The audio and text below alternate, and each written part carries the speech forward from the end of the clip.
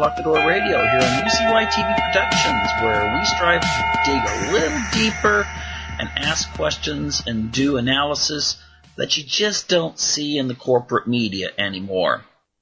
And, well, today I would like to deal with something, but, dealing with, one of our favorite topics, psychopathy, and also narcissism. But before I do that, I encourage people, if you are listening to this show on YouTube, just click on the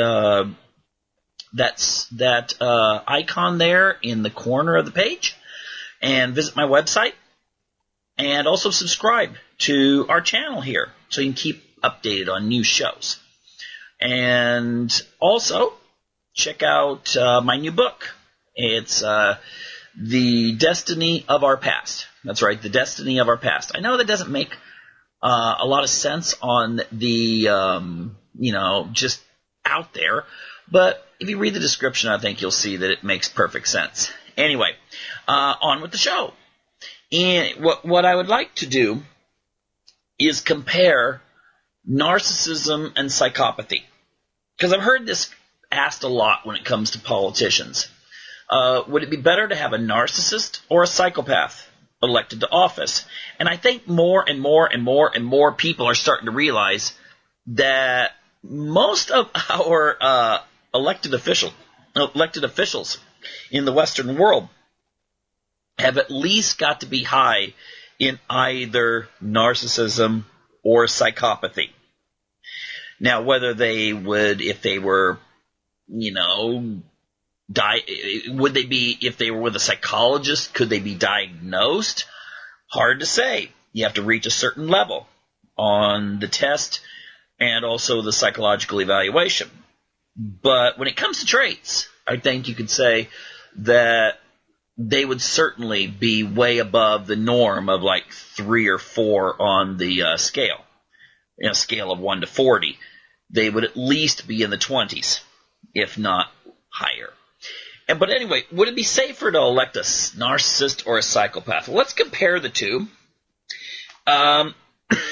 It seems like, if you look at things like the dark triad, that they're somewhat interchangeable, and I don't believe so. I believe they're linked. Okay? It's like looking at fraternal twins. They're siblings. They came out at the same time. But genetically, they're not identical.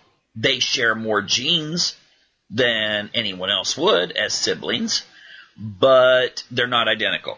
Okay? So let's just start. First of all, I'd say this, that all psychopaths are narcissists, but not all narcissists are psychopaths. Okay? Narcissism, that trait of basically self-centeredness. I'm not going to go into a lot of detail of describing it, except as a contrast. The narcissist versus the psychopath. The psychopath personality disorder, narcissism is an element of psychopathy. But there are people who are very low on psychopathic personality traits, but extremely high on psychopathy. Okay? So just remember that. All psychopaths like the attention. They have that kind of self-centeredness, but they differ from narcissists. Now, some of the things they do have in common with each other, though, first of all, a grandiose sense of importance, a preoccupation with unlimited success, a lack of empathy. Doesn't mean sympathy. It means empathy, that ability to put yourself in the other person's shoes. Okay? Hardcore psychopaths can still feel bad about something bad happening to someone. If they see someone fall down a cliff and they're down there, at the bottom, struggling and, with multiple fractures, they can feel bad for that. They can feel like, ow, that's kind of sucks that happened. But they won't feel that inner, like, oh my gosh, that could be me. Okay? They can't do that. The psychopaths and narcissists are both arrogant, and they're both jealous of other people's success. Okay, they also tend not to like to be bored. They like to have excitement. And they tend to be very good at manipulation. Now, what I mean by manipulation is this. Some people think, well, if you say liar, that means you just outright lie. And there are people that can outright lie. They can lie even when hooked up to a polygraph. They show total calmness, and therefore it looks like they're telling the truth. Of course, there's other people that have high anxiety that they can tell the absolute truth on a polygraph, and it'll register that they are quite nervous, and maybe you should suspect what they're saying. However, I think what's important in today's society, especially when it relates to politics, is the ability to be able to tell the half-truth. You see that in the media. You see politicians do it. You know they know the facts, but they can word it in such a way as to make their opponent look evil, look like they've done something they have not done, and therefore they deflect onto others, often projecting negativity that would be projected onto them in the first place, but they can twist it around. In a court of law, if a psychopath, for instance, is on trial for some sort of horrible crime, they can, in their testimony, make it sound like the prosecuting attorney is the evil one. And they'll use their skills on trying to manipulate the jurors. Fortunately, I hope, at least, that most of the jurors can see past that. But anyway, they all need to be admired, to feel respected, and their arrogancy can sometimes, not always, but sometimes be seen as snobbery. They look down on people. Now, a person can be arrogant, but still people like them. Okay, I'm sure there are a lot of professors you had in college that were extremely arrogant, but you liked them. But when it comes to snobbery, that kind of I'm better than you, maybe the less skilled narcissist and the less skilled psychopath can come across that way.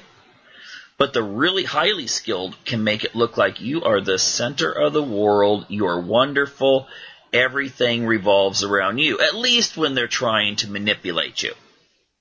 Whether they're trying to get you as a boyfriend, girlfriend, husband, wife, business partner, or get you to vote for them in politics. They can do that to you. So we're going through a lot of the stuff that is similar to them. They both feel superior, like I've said. They lack guilt. That sense of morally beating yourself up, or the whole, what's that concept from the 60s? The policeman in your head. So when you do something, and even if you get away with it, you feel that, oh, how could I have done that? And some people actually will say, oh, maybe I should turn myself in. A psychopath would be like, oh my gosh, how could someone possibly feel that way? Narcissists can feel the same way too. All right, that sense of not really caring what people think and lacking guilt, and of course, what I said, lack empathy. But now here's where we start getting into some differences, and these are very important differences. The psychopath will break rules in order to gain something, or they do not care about rules. Let me say that again. The psychopath can break rules or social norms, for that matter, to get something, or they really just don't care in the first place about those rules. Okay, rules are made to be broken. The psychopath will calculate, look around, make sure there's no one looking, and then they'll do it. They don't have that sense of right and wrong that's ingrained in many people. Everything is a cost-benefit analysis. Okay, should I do this because, well, it can range. They might be very religious and feel like, well, if I do this, it might, tip the scales and I might wind up not going to the good place when I die. Or they may follow rules in order to get people to admire them. And these kinds of things. Or it might just be easier to follow a rule. They may, in their minds, calculate, well, the reason why I shouldn't get over this fence that's on this cliff on the ocean side is maybe, even though I don't care what the sign says, it might be because the cliff is unsteady and I might fall off and die. Okay? So that's how the psychopath thinks. Whereas a person who is very low in psychopathy might just read the sign and feel like, okay, that sign is there to protect me. That sign is put there for a purpose. That's the law. I'll follow it. Because if I break the law, I may feel very uneasy. Psychopaths don't feel uneasy when they break a social norm or a law.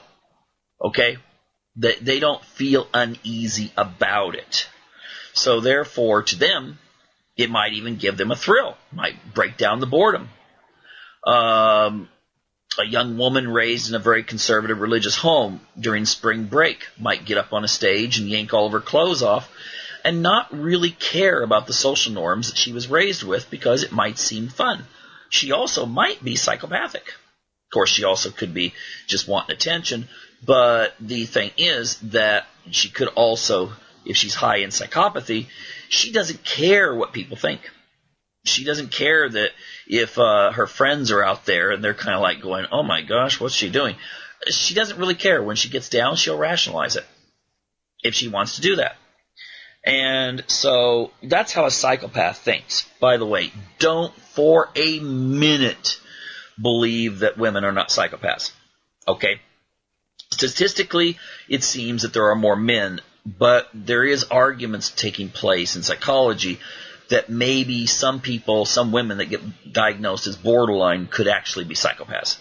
Okay, it's just that society tends to look at a nice, young, sweet woman who, if she gives positive answers on the psychopathic personality inventories, then no, she can't be a psychopath. No way. You know, psychopaths are supposed to look evil, big, mean-looking guys, or scrawny, clever, nasty guys, or something like that. But it doesn't matter, okay? It really doesn't matter. There are many female psychopaths, as well as male psychopaths. Okay. Now, when it comes to these kinds of rules, though, the narcissist is less prone to break rules. They may do it accidentally, though. The narcissists often catch themselves getting in trouble, and they're like, oh, what, me? They like to be that center of attention. Okay? Let's just say the narcissist has had, the case of the spring break girl. If she's a narcissist, she might drink a little bit, her friends might kind of push her along, and suddenly she's like up on stage, and she's going, what the heck? Why am I up here? And then when it all ends and she grabs her clothes and gets dressed, she may be thinking to herself, that was so stupid of me. Now my friends are going to look down upon me. I hope no one was taking pictures. What if my parents happen upon, what I just did? That is more narcissistic. And even though the narcissist likes to be the center of attention, they often will actually not necessarily maybe feel that guilt that the average person would, but they may have that fear afterwards. They may have that like, oh, I wish I could go back through time and change that type of attitude. Psychopaths can feel the same way, but there's a far less degree of accountability with the psychopath than with the narcissist. So the narcissist actually does care about their image, whereas in fact, it's even maybe the reason why they're narcissists. Their persona, as Jung would say, their persona is everything. They carefully craft it. It's that wardrobe they wear for the world. Whereas the psychopath is not quite as concerned with it unless it may damage them. For instance, if they do something wrong, they might lose their job, they might get arrested, they might cease to be respected in their community, and therefore they wouldn't be able to get away with anything. The narcissist, because they have these traits similar to psychopaths, but still care about what people think, will therefore be a little bit more manageable. They're a little bit more likely to think, is this the right thing to do at this moment?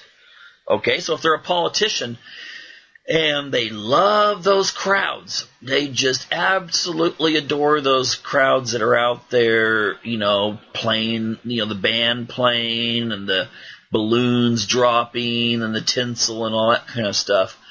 They at least are being managed by the crowd. They may actually stay good, not because they're necessarily thinking, oh, I'm a good person, I'm a moral person, I'm, just wonderful. Instead, they may stay good because they don't want to jeopardize that. Whereas a psychopath is more likely to feel like, well, I'm going to do what I want to do, and it would be better if people love me and I do all these other things that my campaign manager is saying, but they do not really internally feel it the same way the narcissist would. Okay? An extremely important distinction, because that can work in a marriage too. Although in a way it gets twisted around. If you're married to a narcissist, you could actually manipulate them. Just tell them how wonderful they are when they do something that you want them to do. And using just basic behaviorism, that, you can just charm if you're a charming person, you can charm them into, not being such a self-centered individual. They can still be self-centered, but you'll still get them to do the things you want them to do. The psychopath will not play the game so easily. The psychopath may do it as long as they feel that they're getting what they want, but at some point they're going to feel like this is tiresome, and they may take off. However, if you're a child of a psychopath or a narcissist, I would tend to think that it would be easier to be a child of a psychopath, because a psychopath is going to try to get you to succeed, and, you're going to be the one who's, they're going to want to be the star football, soccer, baseball, swimmer, track, whatever, and also have a 4-point average and be an honor society and do all those wonderful things, because you are projecting who they are as well into the community. The narcissist may feel that way to a degree, but they're seeing themselves as being the center of it. So if you succeed, you may actually just be succeeding in order to build the ego of the narcissist. So there's a downside of that. It might actually be easier to be a child of a psychopath than to be one of a narcissist, because the narcissist is going to be needy. They need that. They're like a vampire. They need that blood. That positive feedback. They need their children telling them how wonderful they are as well. The psychopath can be quite easily someone who could just say, I don't care. Kid hates me right now, but I'm going to make him study. And get away with it. The narcissist might, if they feel unpopular with the kid, might just say, okay, go play with your friends. And therefore they are going to be manipulated. But when you do fail in school, the narcissist feels that this is a reflection upon them, and they are going to take it out on you. Okay? It doesn't say the psychopath won't, but the psychopath is more likely to stick to a regiment and say, this is what's going to happen, and, push you along. I'm not saying that the Chinese tiger mom, if you look that up, if you've never heard that term, is necessarily psychopathic. I'm just saying that the psychopath is going to be very similar to the Chinese tiger mom. If you got to come home with good grades and you're going to do well in everything you go out for. And the psychopath will feel, oh, good. I knew that I was so great that I would churn out these kinds of kids. And whereas the narcissist will, again, feel like if you do fail, it's going to be, oh, my family is ruined and there's dishonor in my home, and so forth. I'm not sure if these traits are necessarily genetic. I think there is a genetic component. I knew someone who was very narcissistic, and she said, I should go donate eggs because the world needs more people like me. and I don't think she ever did, but that's somewhat narcissistic, Of course, a psychopath could feel the same way. In fact, I read an article one time where this doctor, he was scared that maybe we were making a lot of psychopaths, because when he was in medical school, the psychopathics, the students he knew that were somewhat psychopathic were signing up to be sperm donors so they could make some extra money. And whereas he felt that, guys that were like, well, I'll have children out there and I won't have any real knowledge of who they are. So they don't do it. So you never know. Never know. That's just a side note. But I do actually think that there is a certain genetic component that runs into this. Now, going along with that, the psychopath wants to win. Life is a game. Okay? They're put here, and it's kind of like a racetrack when they pop out of the womb.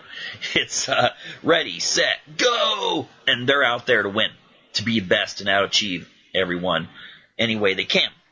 Okay, they don't necessarily play by the rules either, if they don't feel the rules should apply to them.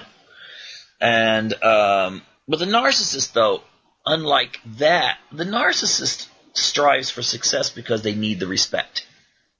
Remember, it's a persona. It needs to be built up. So the narcissist really does care about that respect. And they'll feel bad if something goes wrong, they get caught doing something wrong. Not necessarily guilt, but they'll feel, that it's like when you have a new car and then, I don't know, some bike rider comes by and crashes into your car. It just leaves a little dent. Well, that dent's there, and there's no way you can get rid of it. And so that's how the narcissist will feel. Now, on other issues, like I said, psychopaths are a little bit more prone to get in trouble because they need excitement. And I think they need it a little bit more than narcissists do. Because the psychopath is someone who, it seems that their brains just need stimulation all the time. Maybe this is one of the reasons why I read that people that stay up really late at night may be more likely, not saying everyone, but maybe more likely to have psychopathic traits. Because at night you're still thinking, oh, I should be doing this, or what about thinking that? Cerebral psychopaths. Oh, wow, I'm just running through things and maybe being very creative until 2 and 3 in the morning. And whereas a narcissist is a little bit less prone to that addiction to excitement. Now, another very, very important aspect is that narcissists desire order. Okay? Whereas psychopaths like chaos. Because remember, with chaos, it's excitement. You go into something and you just don't know what's going on. This may be why psychopaths are drawn to things like the stock market or the futures market or any of these other markets, because you just don't know what's happening. Things are just everywhere. It's buzzing. And psychopaths love that. Psychopaths like it when a fire bell goes off because it's like, oh, excitement, adventure. I wonder if there's a fire. Okay? The psychopath is someone who craves that. Whereas the narcissist wants order, much more likely to want order in their life and in what's going on around them. Okay? Because they feel like this gives them a certain amount of control. And and if you're a narcissist, you want to control the situation. The psychopath is like, wind them up and let them go. And that chaos is fun. Okay? Now, it doesn't mean that narcissists are against having fun. It just means that on the whole, a narcissist is not going to have maybe, they're not going to be as happy if they come home and the house is a total mess and things are just torn up, whereas a psychopath might feel like, oh, what's going on here? And they're getting that kind of feedback and reward. Again, let's not look at this like a horoscope, okay? If you happen to have these kinds of traits, it does not mean you're either a narcissist if you like a house nice and tidy, or you like order when you go to work, or you're at the mall. And you're not a psychopath necessarily if you're just chaotic. Your desk is messy at work, and you don't care what the house looks like, okay? That does not necessarily mean you're a psychopath. And the other one doesn't mean you're a narcissist. It's just these are things that are differences between the two. So if it adds up and adds up and adds up, this gives you an insight into their personality. I think sometimes when Hollywood presents the psychopath as almost being, maybe even obsessive compulsive, all my knives have to be arranged a certain way and my guns have to be arranged a certain way. That's a Hollywood image. But then again, you wonder how many of the Hollywood executives and Hollywood writers and Hollywood directors, they actually are psychopaths, the real thing. I would tend to think a lot of the actors and actresses are maybe higher in narcissism. I mean, you look at these award ceremonies, it's kind of like, oh, you're so wonderful. No, you're wonderful. No, you're wonderful. Oh, you get this prize because you're wonderful. Oh, but you're wonderful because you did this. I mean, come on. It's just a bunch of people. There's a term for it. I'm not going to use it. It has something to do with circles. But the thing is that these people, how can people watch this and actually stand it? I mean, seriously. It's but it's just boiling over with narcissism.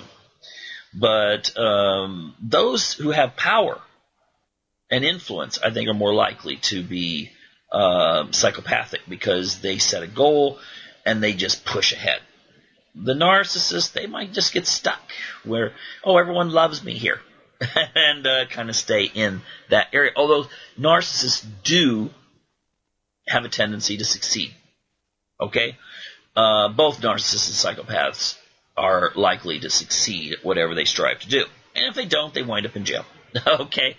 That's one of those weird things when you're talking about evolutionary psychology. I was talking about this today where someone did this really stupid thing to impress a girl. And they barely survived. And the other person, the other instructor said, well, that almost showed Darwin to be correct. But then I said, yeah, but the fact that he survived, that since he's on the news, there's all these young women who are like, he is so handsome and daring and everything. So in a natural sense, in the old days especially, the men who were the daring, crazy types, well, in a battle, they could either wound up dead or they wound up getting lots of attention and lots of women and reproducing more. So I think there's a tendency that even if this is genetic, there's going to be a cancelization of, winding up with the entire population someday being narcissistic or psychopathic. Because ultimately, many of the people who have these traits don't reproduce. The ones that do, they might reproduce at a much higher level than average. But that gets offset by the ones who just can't be bothered, or they don't want other people to take from their limelight, or it might cramp their lifestyle. Okay, so I think nature or society has a way of making sure that our numbers of psychopaths and narcissists stays relatively constant. And, of course, the ones that wind up in jail. They don't reproduce too much. Now, like I said, they both like power, though. The narcissist is more likely to be someone who will actually work and work and work and work and work and build something up.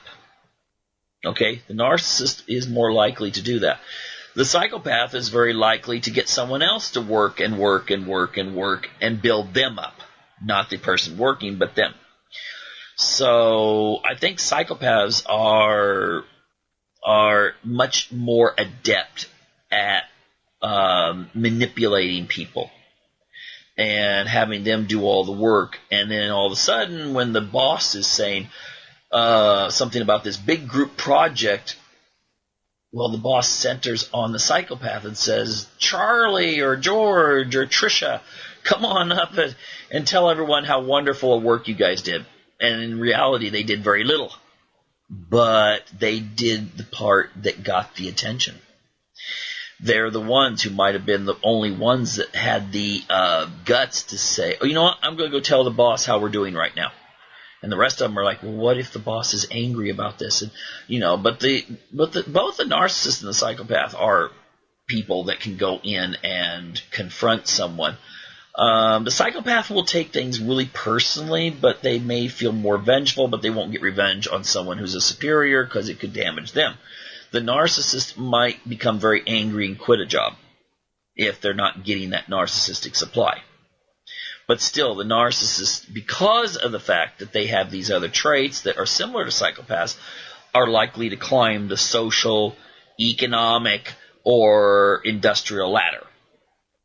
Now, finally, what I'd like to say is, who would be safer to have in charge, a psychopath or a narcissist? You see, I don't have the answer to that. I'm sorry. Now, the narcissist, because they want people to like them, might have a weakness about that. They care what the opinion polls say. They care when people are kind of down on them. And for a good leader, there are times you have to just get through the rough times, and sometimes you got to give the bad tasting medicine to the people and say, here's how it's going to have to be for a while. The narcissist is more likely to think, well, they're not going to like me anymore. They're going to look down on me. They're going to maybe say bad things about me. And therefore, that can keep them from doing the things they should do. Now, on another factor, if something happens that makes them angry, they're more likely to react because they take it very personal. And so, therefore, they may seek revenge. They may explode. They may feel slighted in the same way that a 2-year-old child would. The psychopath doesn't like to get questioned either. They really hate it. However, the psychopath is more likely to get revenge on or fix the situation at a micromanagement level instead of just blowing the whole country up in order to save face. Okay, so in many ways, I mean, obviously you don't really want either a psychopath or a narcissist in charge, either at the in a corporate or media or political level. But you're going to still wind up with that. And then you do have to ask yourself, which do you want? Now, the narcissist, like I said, at least is controllable as well. Just like if you're married to a narcissist and you're saying, oh, you took the garbage out. I really respect that because there's not very many men, for instance, we're talking about America here. Yeah, there's not very many men who really do that. And so I'm so proud of you for being someone who actually does. And whereas the psychopath might just do it because he figures, maybe he'll get lucky that night. But the thing is that the narcissist can be pushed along by their own vanity.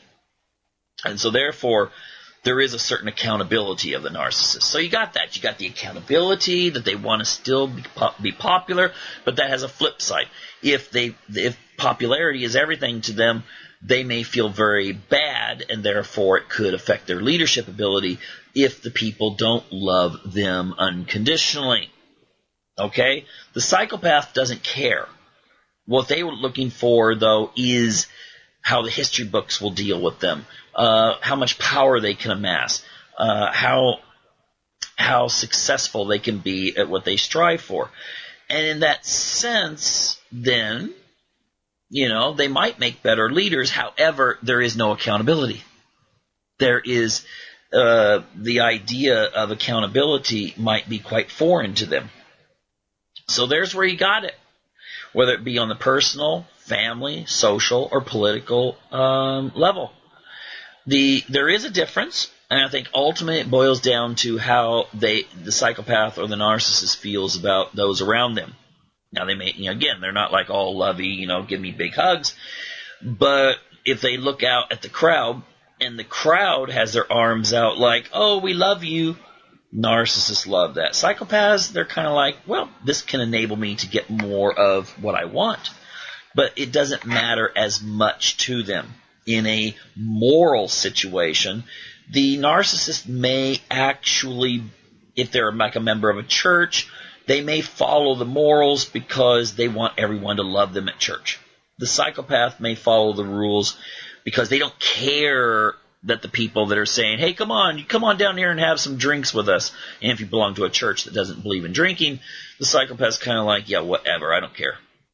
If they don't want to drink. If they want to drink, they'll do it, and they'll find some reason, blame someone else for it.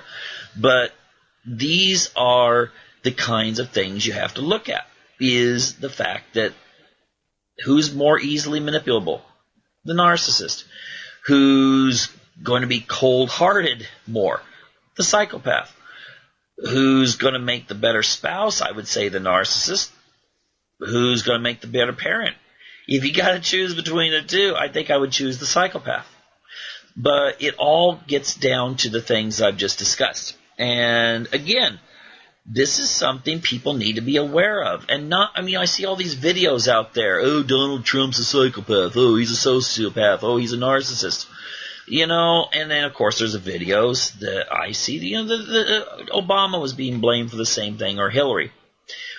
I don't mind if people will actually compare the traits and analyze, whether they're left, right, center, whatever.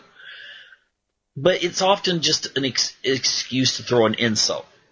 The person I don't like is a psychopath. It isn't amazing when someone breaks up with someone, the ex-boyfriend, ex-girlfriend, ex-husband, ex-wife, ex-boss is always a, fill in the blank, psychopath. Narcissist, A, psychopath, B, narcissist, C, all the above, and ultimately most people who, if we went by that, figure, I think everyone in the listening audiences could say, yeah, I had a girlfriend that was a psychopath or a narcissist. No, there are traits that you have to actually fulfill to at least be, at least borderline psychopath or narcissist. And most people don't. I've met some people who they may be very histrionic and they love that attention and they're like, oh, look at me, look at me, look at me. And if they were to take a psychopath or narcissist test, they would score, down at the bottom, 1 or 2 points. Okay? And there's other people who may be just sitting in the corner doing their thing and you're thinking, oh, they're shy. But if you give them the test, you find out they score very high in those traits. They just don't care. If something doesn't matter to a psychopath or a narcissist, they're just like, yeah, whatever. And they'll sit it out. Or the psychopath might try to stir things up in order to get a desired objective.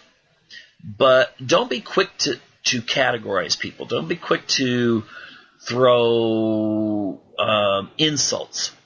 But do be quick to study in what those traits are.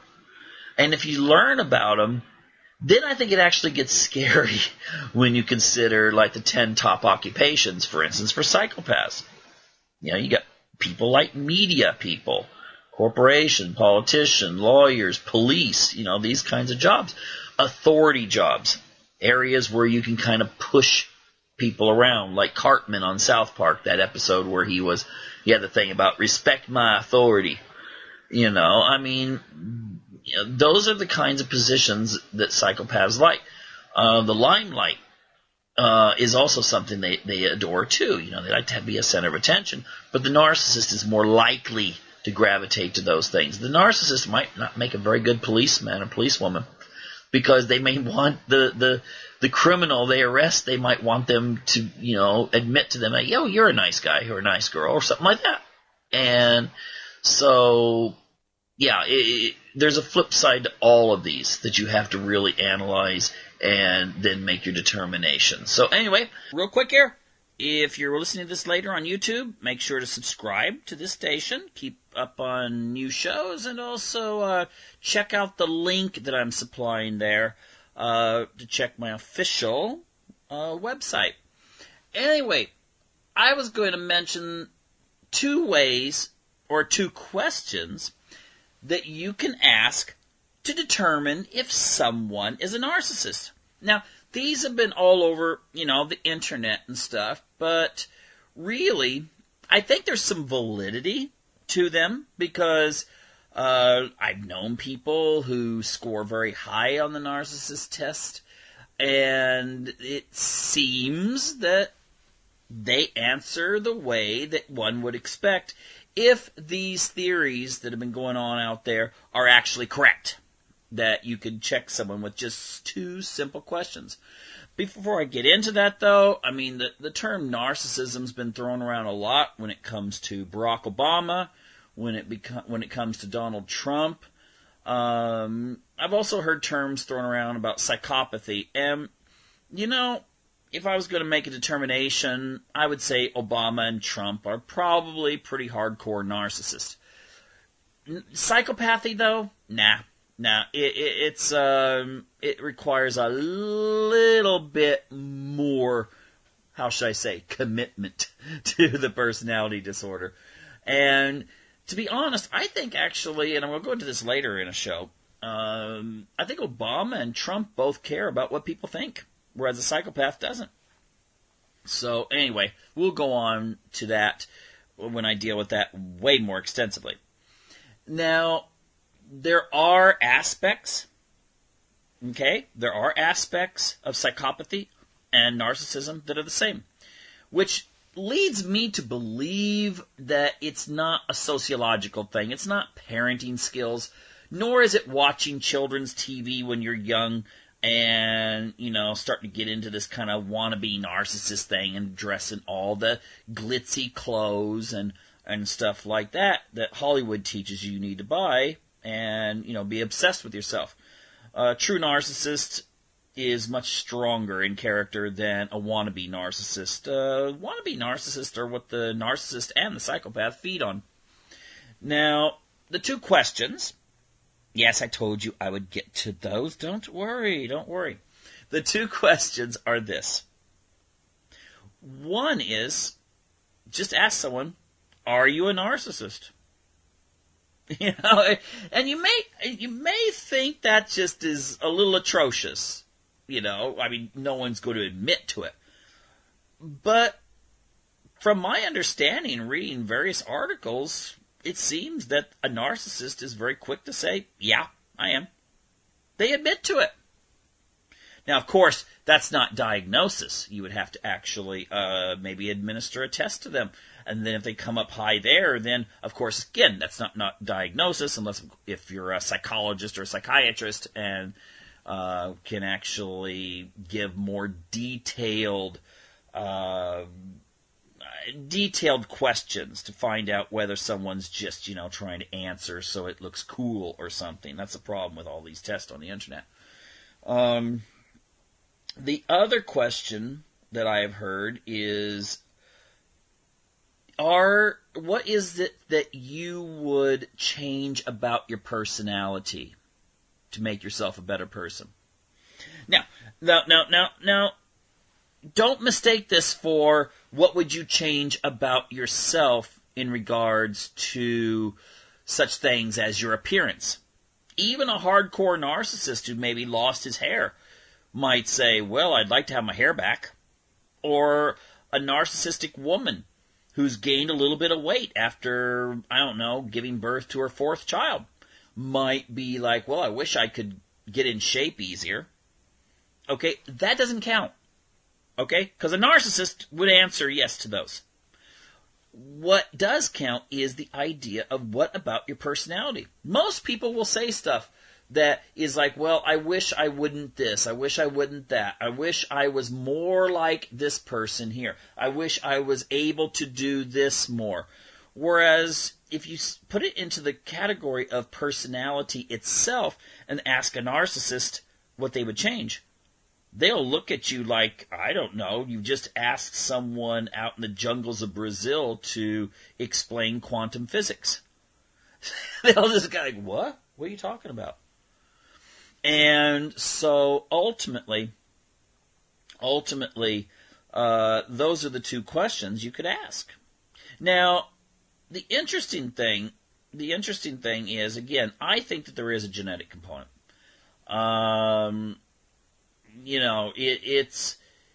The traits overlap quite a bit with psychopathy, Although, again, I've mentioned that they actually care what people think about them. There is a persona that they don't want ruined. But things like empathy, they have very low empathy for other people. All right? If you've got, get this, let's say you've got that coach, that coach in high school that sort of looked like Johnny Bravo out there, strutting out there, and during pep assemblies, they made sure they hogged up all the attention. Now, those were often the kind of coaches that if you went out and said, "Oh, I'm not feeling good. I got a tummy ache. I can't go running," and they're like saying, "No, you get out there and run. You do it. I did it yesterday. You do it." And you're like, "But have sympathy." No, they won't have a lot of sympathy for you. They'll look at someone who's overweight and they're just kind of like, "Your fault. You get out there and change it."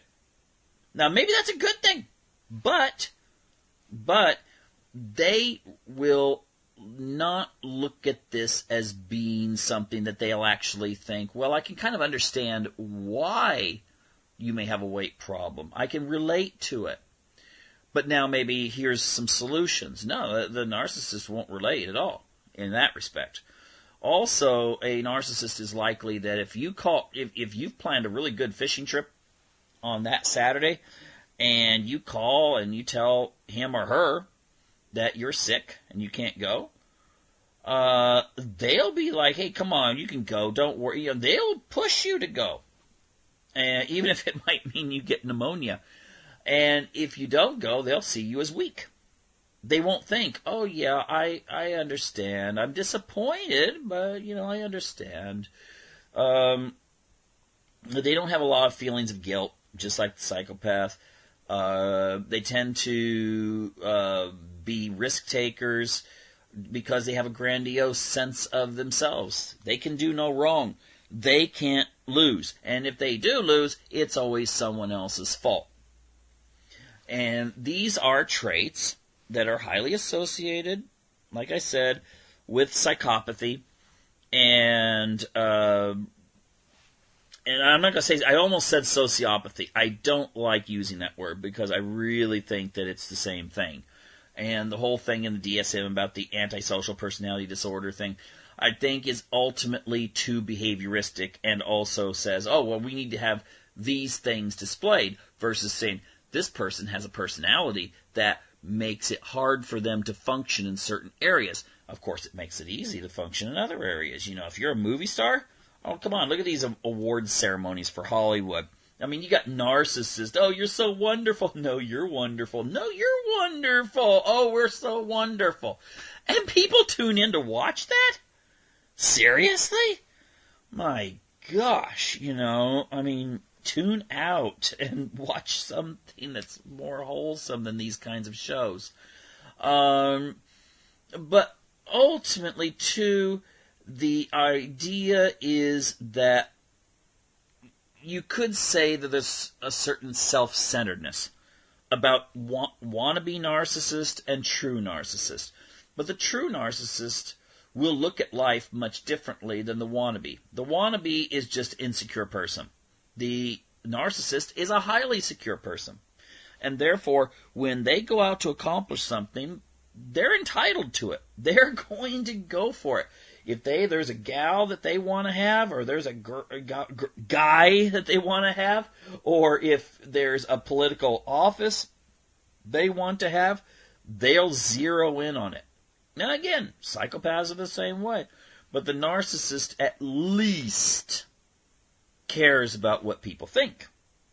The problem is, as opposed to the psychopath, is that they care what other people think of them. So their feelings can get hurt and bruised, and their egos can really take a beating, whereas a psychopath sort of like, "Yeah, whatever, this is what we're going to do." And they go through it just straight through, like a surgeon cutting through tissue to fix a problem. The narcissist, on the other hand, gets really upset, and things can happen that are not necessarily good in that respect. Then again, in relationships, the narcissist is usually a little bit easier to control as opposed to the psychopath. But then again, well, we'll go into this in much more detail maybe next week. Anyway, so I'm not saying go out and try this on everyone, the questions, but it's something to consider. Maybe even asking yourself. But anyway, that's just a little, segment on how to identify the narcissist in your life. Now, what we're going to do is we're going to interview a licensed psychotherapist. Her name is Christine Louise DeConnenville. Could you give us a breakdown of exactly, you said that all people have an element of narcissism. We all need to have some of that ability to have like self-esteem and so forth. But what makes it diagnosable? I mean, what are the characteristics of a narcissist? Oh, that's a good question. So basically we're talking about there are 9 criteria for narcissism. So for instance, for your listeners, if you're wondering if you might be in a relationship with a narcissist, as I go through these, I'll go through the 9, I'll name them for you, and then you can sort of see does that apply to you. Now, a person only has to have 5 out of the 9 criteria to actually be diagnosed as having narcissistic personality disorder. So you don't have to have the whole 9. So is that clear? Yes. Okay.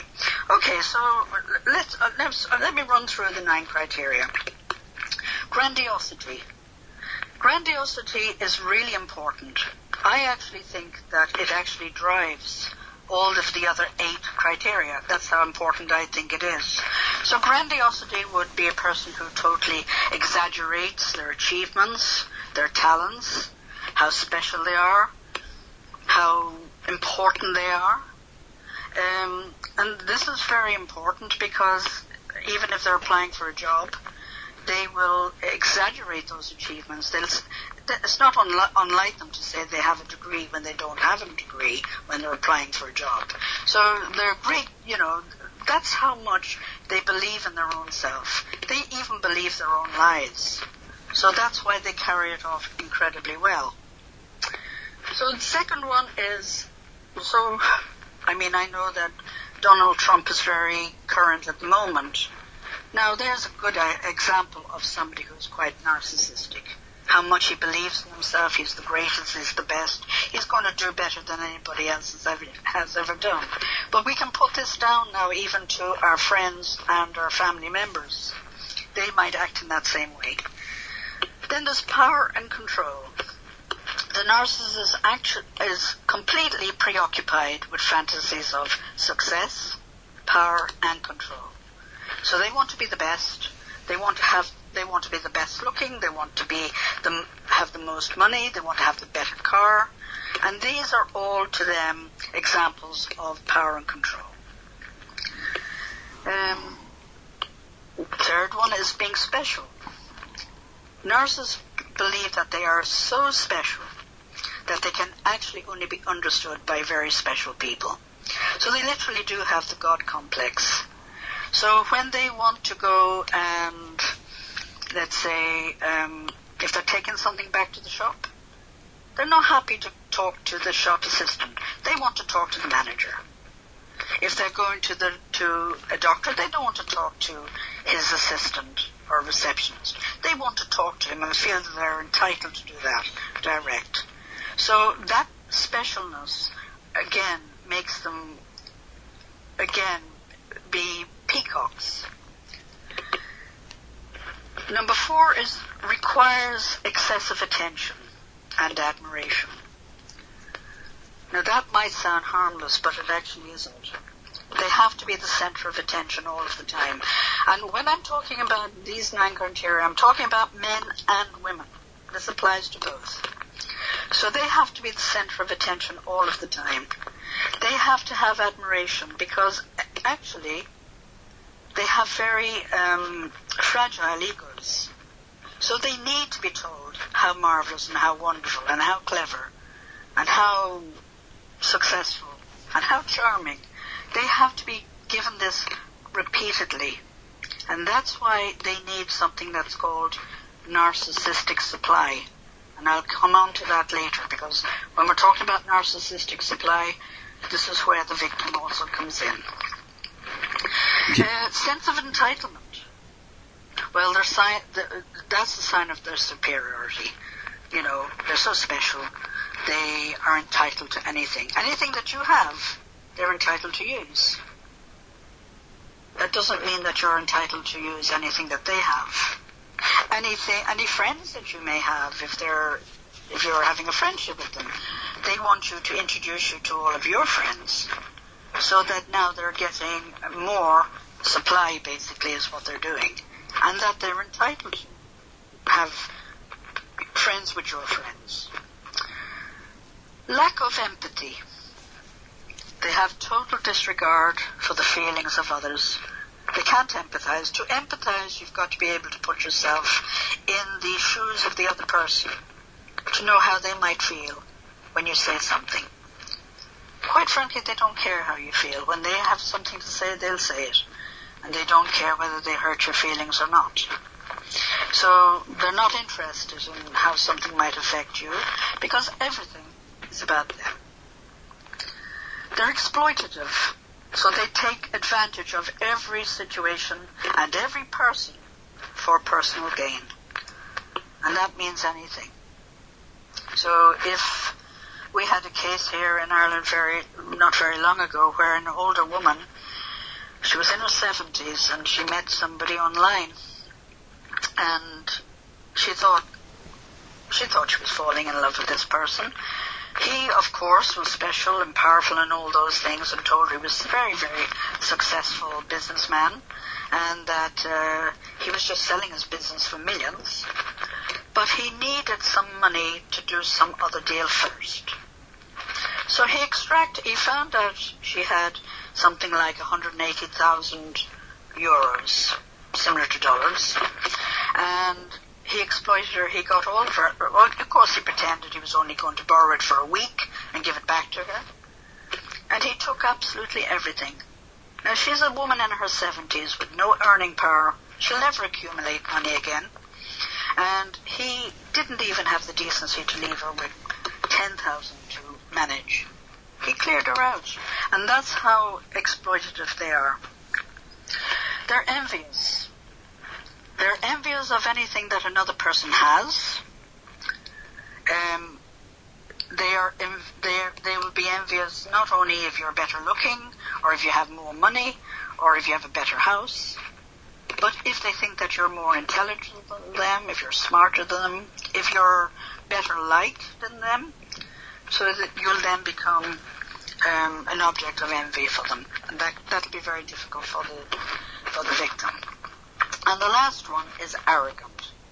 So they act very haughty and manipulative to others, and they're the best, they're the greatest, they're the grandest, and that's where their arrogance shows. So that's the 9 symptoms, and 5 or more of those is enough to be diagnosed with narcissistic personality disorder. Mm-hmm. Quite interesting. The more you have, the worse you are. Okay, so you have a difference between... Now, I hear these terms. I think you're a little close to the mic there, if you could back up just a little bit. I hear a lot of... I hear the term narcissist, and I hear the term malignant narcissist. Do you mean that if they have more of the traits, they're malignant narcissist? Yes, but that's not what marks them out. There's a difference in the behavior.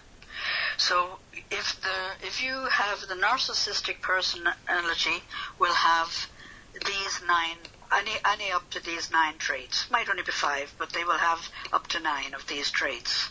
But when we talk about the malignant narcissist, they have all of those same traits, but they also have extra traits. And the extra traits of the malignant narcissist is that they are sadistic. So when they harm you, they take pleasure out of it. They will be much more violent. They'll be antisocial. So there might be a lot of physical violence with them. They're also paranoid, which means that the paranoia is quite important because they actually think that people are out to get them. They always think people are out to get them.